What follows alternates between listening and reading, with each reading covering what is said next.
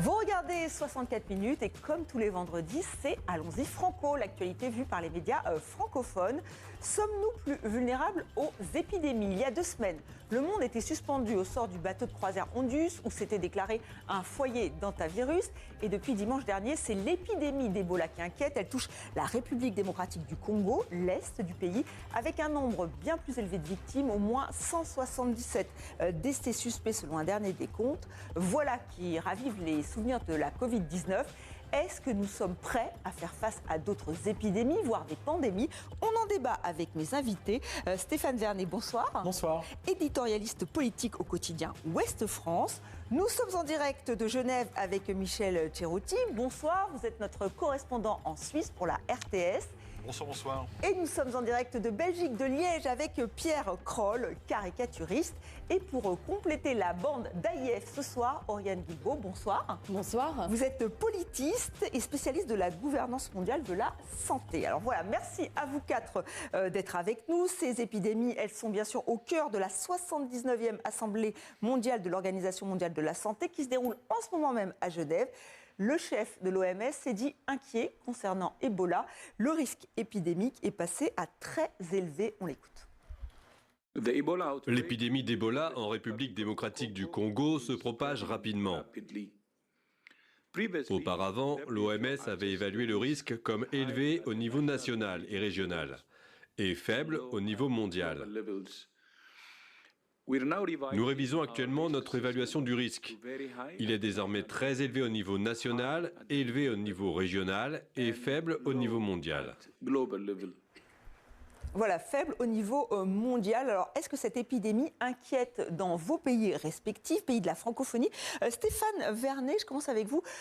Pour la France, c'est plutôt Mayotte qui est quand même surveillée. Oui, à juste titre, parce qu'effectivement, si l'OMS dit que le risque est faible au niveau mondial, on pourrait se dire que tout ça est loin et que la France est a priori peu concernée ou pas en danger, et c'est une grosse erreur. Il ne faut pas oublier qu'en fait, nous avons des territoires d'outre-mer, des départements partout sur le globe, dont Mayotte, et Mayotte est en proximité, et il y a le risque à Mayotte, c'est qu'on sait que c'est une île de l'océan Indien qui est soumise à une forte immigration clandestine, qui est en réalité pas contrôlée, et donc il y a beaucoup de clandestins qui arrivent régulièrement à Mayotte et qui viennent du continent africain, dont des réfugiés qui viennent du Congo. La République démocratique du Congo, oui. Et donc oui, en réalité, il y a un risque. On a Estelle Youssoufa, merci, donc, qui est députée à Mayotte, qui s'est exprimé sur le sujet mardi aux questions au gouvernement, je crois que c'était mardi si je me souviens bien, en disant qu'il y avait un souci, enfin que les Mahorais sont très inquiets. La ministre de la Santé, Stéphanie Risse, lui a répondu qu'il y avait toutes les hypothèses étaient envisagées, que la chose avait été étudiée dès dimanche, que les professionnels de santé étaient responsabilisés et qu'on serait prêt à mettre en place des parcours de soins d'isolement. Mais c'est pas ça que veulent les Mahorais. Les Mahorais, ce qu'ils voudraient, c'est qu'il n'y ait pas d'immigration clandestine du tout. Et ça, en réalité, personne ne peut l'assurer. Et donc, le risque existe à Mayotte. Oui, le risque existe. Alors, on rappelle que c'est un variant du virus Ebola, Bundibugyo, qui n'a pas de vaccin, qui a une forte létalité. La contagion, c'est surtout pour les soignants, notamment des médecins. Il y a un médecin américain qui est pour l'heure soigné donc, en Allemagne et un autre cas américain aussi, là, cette fois en République tchèque. Donc, comme quoi, c'est effectivement pour l'instant en République démocratique du Congo, mais il peut aussi y avoir des soignants qui sont atteints de ce virus. Alors, Michel Cerutti, comment s'est suivie cette épidémie d'Ebola en Suisse ? Alors la presse, évidemment, en parle. C'est évidemment quelque chose qui inquiète à l'échelle, on va dire, mondiale, même si le risque, comme l'a rappelé l'OMS tout à l'heure, reste faible pour cette partie du monde. Il est beaucoup plus élevé en Afrique et régionalement. Mais voilà, ça ne fait pas non plus les grands titres. On n'en parle pas non plus tous les jours, même s'il y a des invités. Récemment, sur la radio-télévision suisse, il y a eu quelqu'un en RDC qui était interviewé afin d'expliquer comment les choses se passaient. Et ce que mettait en avant ce médecin qui travaille pour l'UNICEF en RDC, eh bien, c'était de cacher la chaîne de transmission sur place, et notamment lors des rites funéraires. C'était ça qu'il fallait apprendre aux populations, c'est-à-dire qu'il ne fallait pas manipuler les personnes qui seraient éventuellement décédées de ce virus, prendre toutes les précautions nécessaires pour éviter que cela se propage à l'échelle régionale et que par la suite ça puisse aller plus loin. Mais pour l'instant, la Suisse suit ça d'un œil attentif, mais sans plus. Ce qui est étonnant, c'est qu'en décembre dernier, la ville de Genève, avec l'aéroport, les ambulanciers, la police, police, l'hôpital, enfin tout ça, tout le monde s'était mis ensemble pour coordonner l'éventuelle arrivée de quelqu'un qui serait touché par le virus Ebola. Donc en l'occurrence, cet exercice a bien fait sens quand on voit comment l'actualité s'est développée depuis. Oui, effectivement, on va revenir sur comment se préparer lors de cas pareils. Nous sommes en direct de Liège avec Pierre Kroll. Les liens entre la République démocratique du Congo et la Belgique sont très forts, hein, au vu de l'histoire des deux pays. Est-ce que ça se ressent au niveau de la couverture médiatique ? Pas vraiment, on ne peut pas dire qu'on en parle énormément dans les médias. Ça se ressent pour une petite chose amusante, je terminerai par celle-là. Mais d'abord, dire que les autorités ont fait savoir qu'elles étaient en contact permanent avec la centaine de Belges qui habitent au Congo dans la région concernée. Il y en a aussi 300, je crois, en Ouganda. Et que cette population d'expatriés n'est pas très inquiète. Le mode de transmission de la maladie est très connu et les gens, enfin est connu et les Belges sur place sont particulièrement prudents. On nous a aussi rassuré à propos de la diaspora congolaise qui est effectivement assez importante en Belgique, surtout à Bruxelles, mais qui voyage pas tant que ça et toujours généralement vers Kinshasa et pas vers les zones infectées, on va dire. Mais alors un point, alors il y a aussi des appels à la trêve dans le conflit, vous savez, permanent qui a lieu dans le Nord Kivu. Mais ça, bon, il faut bien dire que si la Belgique était écoutée dans ce conflit, ça se saurait. Bon. Et par contre, ce qui est relativement sympathique, et je voulais terminer par ça, c'est que l'équipe nationale congolaise est qualifiée pour la Coupe du Monde. Et c'est un gros événement là-bas. Hein. C'est la deuxième fois dans son histoire qu'elle est qualifiée pour la Coupe du Monde de football aux États-Unis. Elle devait entamer lundi un stage préparatoire à Kinshasa. Et par prudence, eh bien, c'est la Belgique qui va prêter ses terrains. Et c'est ici que l'équipe congolaise, ça c'est effectivement un lien d'amitié encore avec le Congo, c'est ici que l'équipe du Congo va s'entraîner avant de partir aux États-Unis et disputer un match amical contre le Danemark d'ici 15 jours. Oui, une preuve de soutien, effectivement, de solidarité pour cette équipe congolaise.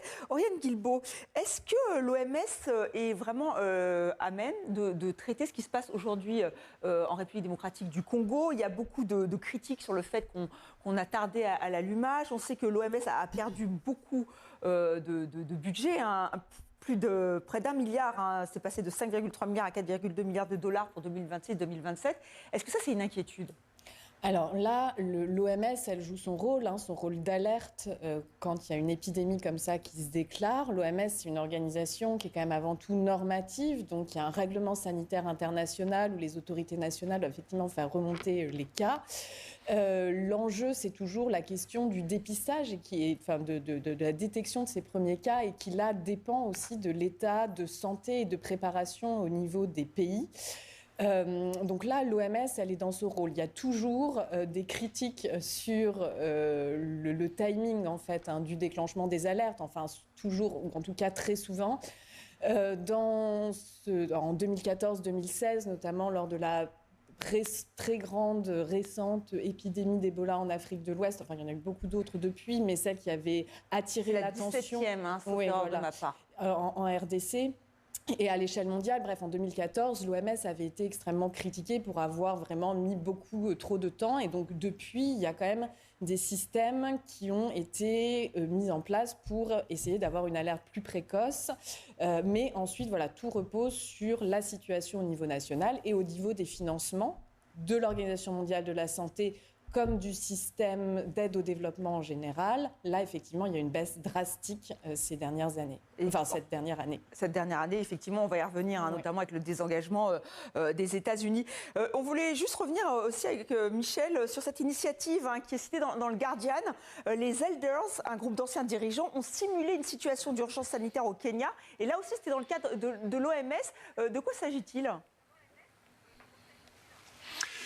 Oui, effectivement, c'est une réunion qui a eu lieu où on a simulé cela avec d'anciens dirigeants africains, la présidente du Libéria, l'ancien haut-commissaire aux droits de l'homme et quelques autres qui se sont réunis pour essayer de voir comment on pouvait imaginer réagir à une situation comme celle-là. Et différents points ont été mis en avant précisément pour en parler, c'est-à-dire comment on pouvait essayer de mieux coordonner les choses, comment est-ce qu'on pouvait faire en sorte qu'un pays rapporte à l'OMS un cas de début d'épidémie et que ce pays ne se sente pas ostracisé ou mis de côté, comme ça avait été le cas d'ailleurs pour l'Afrique du Sud lorsqu'un nouveau variant du Covid-19 était apparu.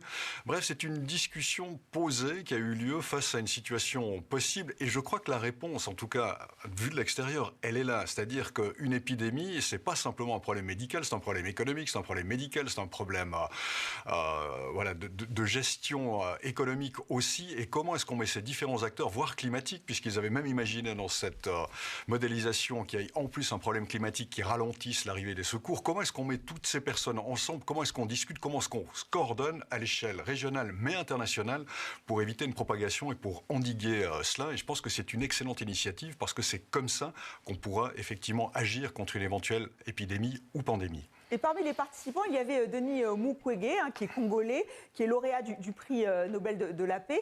Et il a dit « Nous devons travailler ensemble car nous ne savons jamais où cela se produira ».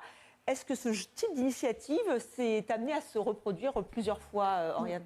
Alors oui, des simulations, il y en a qui sont organisées régulièrement pour tester en fait les systèmes en cas de crise, parce que comme vient le dire Michel Serrouti, c'est des questions, il s'agit de tester la résilience des institutions, la coordination politique. Par contre, ensuite, ça dépend des moyens qui vont être mis sur la table pour que quand ça se présente réellement, tout cela fonctionne. Et là, ces initiatives, elles sont aussi intéressantes parce que, et le groupe des Elders en particulier a une forte visibilité, donc ça fait du plaidoyer. Et ça permet de maintenir quand même, d'essayer de briser ce qu'on appelle le cycle de panique et négligence, c'est-à-dire en politique, c'est-à-dire que quand il y a une crise, on panique, on met des financements, on essaye de faire des choses, et puis quand la crise se calme, eh ben, tout ça repasse à l'arrière-plan, et à la prochaine crise, finalement, on n'est pas forcément mieux prêt. Alors, est-ce qu'on a paniqué lors de cet autre épisode, C'était il y a 2 semaines, ça faisait la une de tous les médias.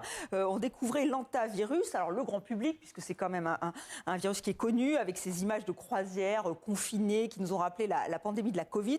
Une alerte sanitaire mondiale avait été lancée après la mort de 3 personnes. Et on apprend aujourd'hui qu'un nouveau cas a été confirmé chez un membre d'équipage qui était rapatrié aux Pays-Bas. En France, toujours 26 personnes hospitalisés. La France, c'est l'un des pays les plus drastiques, les plus draconiens, Stéphane Vernet ? Oui, la France a pris des mesures très, très fortes et tout de suite, en fait. Alors effectivement, le pays a sorti l'artillerie lourde et tout de suite face à cette épidémie. On peut se demander si on n'en a pas fait trop. En réalité, moi, je pense qu'on a gardé le souvenir du Covid. On a appris aussi. À l'époque, on n'était pas prêt. Je ne dirais pas qu'il y a eu de la panique à l'époque. Par contre, on n'avait pas de masque. Les choses ont été quand même minimisées au départ, souvenez-vous, on nous expliquait que de toute façon, on n'avait pas de masque, mais c'était pas grave, de toute façon, ça servait à rien. Enfin bon, il y a eu des allers-retours pas possibles. Et là, c'est compliqué pour les politiques parce que là, on a vu, il faut en dire assez, mais pas non plus paniquer, faire paniquer la population. Et après, on dit oui, parce que j'ai vu des commentaires, notamment sur les réseaux sociaux, ils veulent minimiser, ils veulent pas nous dire la vérité. Moi, je pense qu'on en a fait beaucoup. Certains disent qu'on en a fait trop, qu'on surréagit. Moi, j'ai envie de dire que si ça permet d'éviter une nouvelle pandémie, des morts, un retour au confinement, il n'y a pas à hésiter en fait. En l'occurrence, je pense qu'il vaut mieux en faire trop que pas assez, et personne n'en voudra au gouvernement pour ça, alors que ce serait pas vrai pour l'inverse. C'est-à-dire que si on avait sous-réagi ou laissé les choses filer, ou était plus laxiste entre guillemets par rapport à ce qu'ont fait des pays voisins, et que les choses avaient dégénéré, je pense que beaucoup de gens auraient été là pour nous dire qu'en fait on n'en faisait pas assez, qu'on avait traité ça par-dessus la jambe. C'est une quarantaine qui peut aller jusqu'à 42 jours. Alors Pierre Kroll, ça vous a inspiré 2 dessins. Alors donnez-nous des nouvelles des cas belges, parce qu'il y en a eu. Oui, alors on a deux personnes qui étaient sur ce bateau et qui ont été rapatriées immédiatement. Voilà, ce premier dessin, je l'ai fait dès qu'on a appris cette histoire.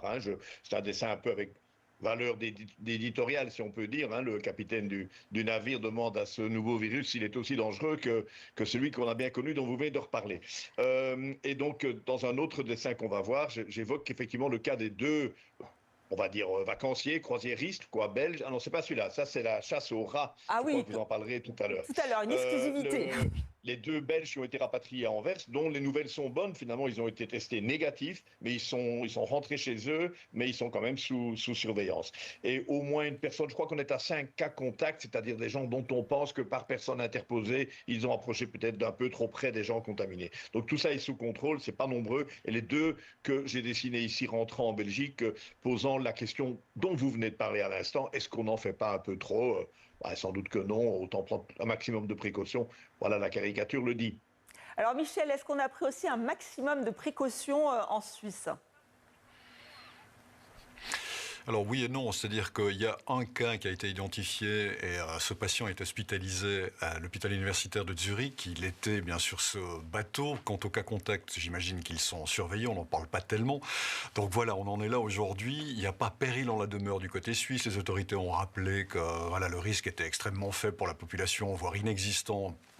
Voilà pour le moment, puisque la transmission est relativement difficile. Mais pour en revenir à est-ce qu'on en fait trop, est-ce qu'on en fait pas assez, c'est une équation qui est toujours compliquée. C'est-à-dire qu'aujourd'hui, lorsqu'on est trop alarmiste et que la réalité du terrain ne se réalise pas, eh bien tout le monde vous tombe sur le dos ensuite pour vous dire regardez, vous avez été alarmiste, c'était pas nécessaire. Surtout dans la mesure où éventuellement ça circonscrit, ça réduit nos libertés individuelles.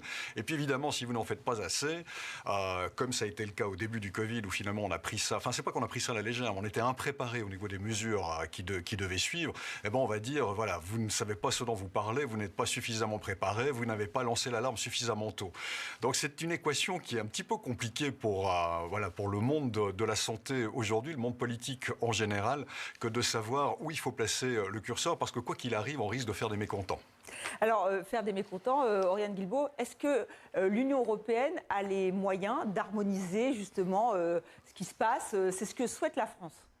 Alors, pendant très longtemps, en fait, l'Union européenne ne se préoccupait pas d'harmonie beaucoup, on va dire, de cette question. On l'avait vu au moment du Covid, en fait, où les États européens avaient finalement pris des mesures en ordre dispersé. Et donc, il y a eu quand même un vrai changement au niveau de l'Union européenne avec la crise du Covid et cette prise de conscience où il y a plusieurs structures qui ont été mises en place au moment notamment pour faire des achats conjoints de vaccins. Ça a été un moteur quand même très puissant pour harmoniser tout ça. Et puis il y a eu un renforcement du Centre européen de contrôle des maladies, donc des choses qui ont bougé au niveau institutionnel. Et l'Europe, l'Union européenne, s'est aussi imposée dans le multilatéralisme sanitaire. Au moment du Covid déjà, elle avait soutenu l'Organisation mondiale de la santé face aux critiques des États-Unis. C'est Charles Michel, le président du Conseil européen, qui avait été un défenseur qui avait proposé l'idée d'un traité pandémie. Donc l'Europe, l'Union européenne... Donc on est peut-être plus protégé, en tout cas en Europe, avec une volonté en tout cas. Avec une volonté, et voilà. Mais après, les États restent souverains quand même en matière de santé sur leur territoire. Et vous savez qu'il y a des scientifiques qui cherchent encore le coupable de l'hantavirus. Et le coupable, c'est un rat, un rongeur, pardon. Et donc, ils sont en train de piéger des rongeurs à Ushuaïa. Pierre Kroll, ça vous a inspiré un dessin pour Allons-y Franco, hein, pour une fois. Juste pour nous. Ah oui, il est encore publié nulle part. Peut-être qu'il passera dans mon journal le soir s'ils le veulent. Mais voilà, j'ai vu vos notes tout à l'heure et j'ai pensé à ces rats qui se cachent derrière un petit bout de rocher pour éviter d'être attrapés par les scientifiques qui veulent les étudier sous toutes les coutures. Et oui, effectivement. Et pour l'instant, ils ont rien révélé. Alors, tout ça se passe en ce moment alors que l'OMS tient sa 79e Assemblée générale. Et c'est assez alarmant. On va écouter... Enfin, alarmant. Effectivement, ils ont essayé quand même de dire qu'il y avait beaucoup de chemin à parcourir. On va écouter Hélène Clark. C'est l'ancienne première ministre de la Nouvelle-Zélande, mais surtout, elle est coprésidente du groupe indépendant sur la préparation et la riposte aux pandémies. Je pense que nous avons encore besoin de beaucoup plus de connaissances en matière de préparation fondée sur l'évaluation des risques. Connaître ces risques, savoir ce qui pourrait survenir, être prêt à y faire face. Sur ces questions de base que sont la surveillance, la détection précoce, le fait de prendre rapidement toutes les mesures possibles, nous n'y sommes pas encore. Voilà, on n'y est pas encore. Alors, est-ce à dire qu'on est plus vulnérable? Et est-ce qu'aussi c'est un problème de moyens, Oriane? Et aussi, le fait est qu'ils ne sont pas arrivés à finaliser ce traité mondial sur les pandémies. Est-ce que c'est inquiétant? Alors, ce traité mondial contre les pandémies, c'était effectivement la réponse du monde pour être mieux préparer à une crise et pour prendre les choses plus en amont, pour avoir une réponse plus globale, pour pas juste réagir quand il y avait une alerte, en gros, mais avoir des vrais systèmes de prévention très en amont, y compris sur des questions liées à l'environnement, la santé animale, etc. Ce traité, il a quand même été adopté en partie. Donc en 3 ans, les États ont réussi à se mettre d'accord sur une première partie du traité, mais il y a une annexe très importante sur le partage des pathogènes, donc des virus, des bactéries qui vont causer des maladies en gros, et en retour le partage des vaccins, des traitements, des diagnostics. Cette annexe-là, qui est une partie importante du traité, et le traité ne pourra être signé et ratifié et entrer en vigueur que quand cette annexe sera négociée. Et là, c'est un problème de redistribution, en fait. C'est-à-dire que les pays du Sud, en gros, disent pour partager nos pathogènes qui viennent de nos territoires, on attend, si on les partage, on attend en retour qu'on ait accès aux vaccins, aux traitements rapidement et pas en dernier, après tout le monde, comme ça s'est produit dans le cas du Covid-19. Donc ça, c'est un blocage politique. Et là, les États se sont donné 1 an encore pour le résoudre. Alors Stéphane Vernet, justement, le patron de l'Agence sanitaire de l'Union africaine, déplore la réduction de l'aide occidentale dans les colonnes du journal Le Monde. On vient de le dire, est-ce que c'est encore un exemple là de la fracture nord-sud ? En fait, il a raison de déplorer le fait qu'il y ait un certain nombre d'aides qui se soient amenuisées, notamment les aides américaines. On peut se dire que ça a pu avoir un impact dans le cas congolais. En même temps, c'est pas la seule et unique source de difficulté. En fait, il y a d'autres éléments qui sont intervenus dans l'émergence de cette épidémie, le fait aussi qu'en fait on est face à une nouvelle souche qu'on ne connaissait pas. Voilà. Et puis aussi dans un terrain qui est traversé par un conflit armé. En fait, si vous voulez, c'est toujours la même chose. Moi, je pense qu'effectivement, la diminution des aides d'une manière générale, c'est une mauvaise idée dans un monde dans lequel on va être de plus en plus confronté, du fait des règlements climatiques et de l'évolution des choses, à ce type de pandémie. Donc on aurait besoin de renforcer l'OMS. Ce n'est pas une bonne idée de l'affaiblir en ce moment.